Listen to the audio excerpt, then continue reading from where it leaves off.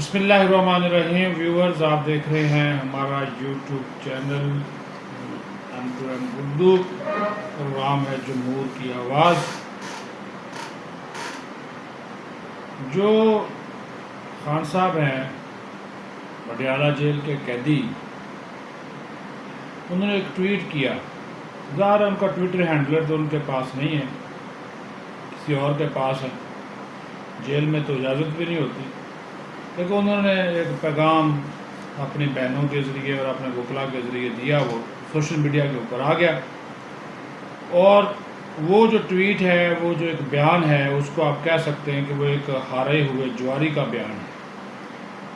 ویسے بھی یہ جوا کھیلتے رہے نا جی، کرکٹ میں تو ان کے اوپر کافی الزامات لگے ہیں، سیاست میں بھی جوا کھیل کر ہی آئے، سیاسی جوا کھیلا، اور وہ سیاسی جوا کھیلنا کس کے سر پہ؟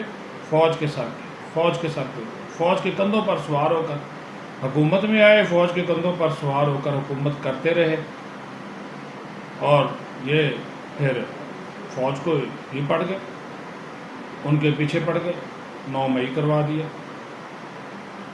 پھر میر جعفر کسی کو بنا دیا، کسی کو میر صادق بنا دیا، کسی کو ڈرٹی ہیری، کسی کو کچھ الزامات، اپنی اکڑ، اپنا تکبر، اپنی انا کہ بت ایسے کھڑے کیے کہ بس میں ہی ٹھیک ہوں اور میرے علاوہ سب غلط ہیں، یہ تک کہتے رہے۔ ایسا تو نہیں ہوتا۔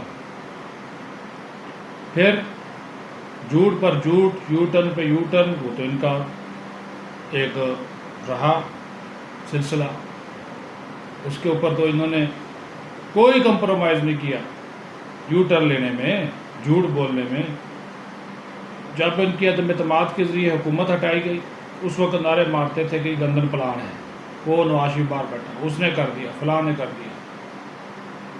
اب وہ جب وہ واپس آ گیا تو اس کو اب کہہ دیا جی مجھے نکالنا اور نواز شریف کو لانا ہے، لندن ایگریمنٹ ہے، اب اس کو ایگریمنٹ کا نام دے دیا۔ یعنی کہ کہنے کا مطلب یہ ہے کہ اسٹیبلشمنٹ نے سارا کچھ کیا، نواز شریف کے ساتھ ڈیل کی، اور نواز شریف جو ہے وہ آ گیا۔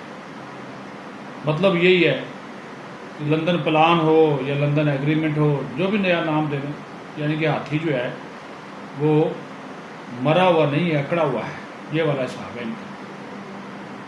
پھر پوری سیاست جو انہوں نے کی ہے 1996 سے لے کر اب تک، ساری الزامات، جھوٹے الزامات، پھر فوج کے کندھوں پر سوار ہو کر، جس طرح میں نے پہلے کہا، اپنا کوئی بیانیہ نہیں، سوائے جھوٹ بولنے کے، سنی سنائی بات آگے پہنچا دیتے، جھوٹ بول کر، مسالہ لگا کر، اور کسی بات کا پردہ بھی نہیں رکھ سکتے۔ یہ بھی آپ کو بتا دیں کہ میں نے ان سے کوئی بات کی نا کسی شخص کے بارے میں، تو اس شخص کو فون کر کے بتا دیں گے کہ فلاں شخص آپ کے بارے میں یہ بات کر رہا تھا۔ اسی وجہ سے تو سائفر ہوا، اسی وجہ سے میں نے سازش کی کہ سائفر ایک سیکرٹ ڈاکومنٹ تھا، انہوں نے اس کو اوپن کیا، پیٹ میں بات نہیں رکھ سکے، حالانکہ اس سائفر کی جو کہانی ہے وہ ساری سامنے آ چکی کہ اس کی حقیقت کیا ہے۔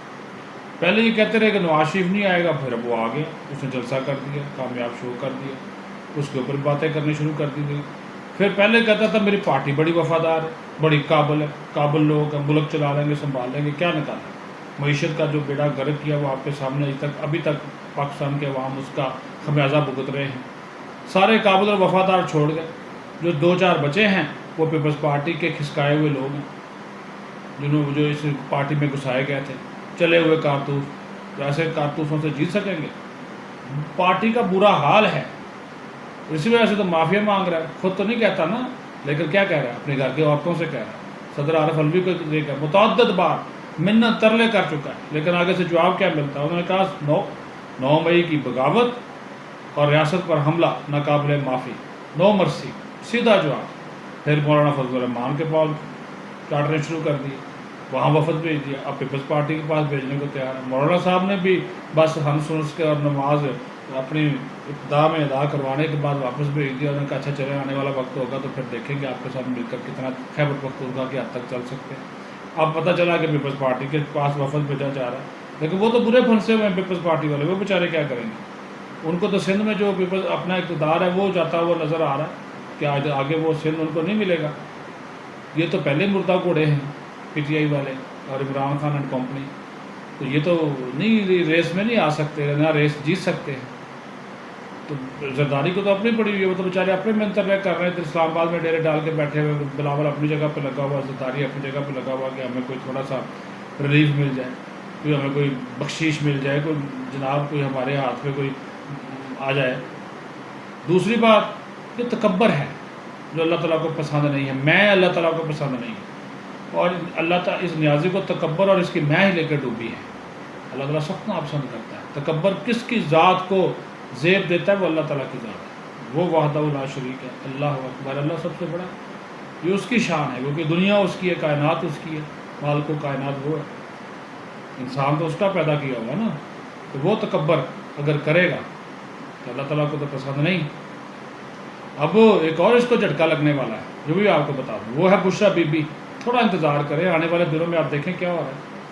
ابھی تو وہ مال اکٹھا کرنے لگی نا، جو اس نے کمایا اس کو کہاں چھپانا ہے، کبھی ادھر کبھی ادھر، کبھی کس کے ذریعے بھیج رہی ہے، تو وہ تو دولت سمیٹ رہی نا۔ بنی گالا کا 8-9-10 کنال کا ایک پورشن اس نے اپنے نام کروایا ہوا ہے، زمان پار کا نام گھر اس کے نام ہے، وہ تو دولت سمیٹنے میں لگی ہے، لیکن آنے والے دنوں میں وہ بھی اس کو شدید جھٹکا دے گی۔ تیاریاں ہو رہی ہیں، دیکھ لیجئے گا چل کیا رہا ہے، ہو کیا رہا ہے، یہ بہت بڑی صورتحال ہے، آپ کو آنے والے دنوں میں لگ پتہ جائے گا۔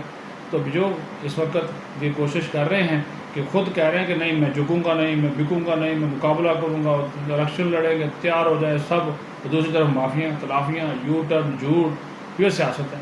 اس کو لوگ اب پسند نہیں کرتے، لوگ اب اس کے لیے نکلتے بھی نہیں ہیں۔ اب دیکھ لیں اتنے 7-8 ماہ سے جیل میں ہے، نہیں کوئی نہیں نکلے گا، کوئی نہیں نکلے گا، کسی وجہ سے نہیں، وہ اپنے روزگار کمائے ان کے لیے سب کو پہ آتے رہے، کیونکہ سب کو پتہ ہے کہ اس کی اصلیت کیا ہے اور اس نے سب کچھ کیوں کیا، اس وجہ سے اس کے لیے کوئی باہر نہیں آئے گا۔ اپنا خیال رکھیں، پاکستان زندہ باد۔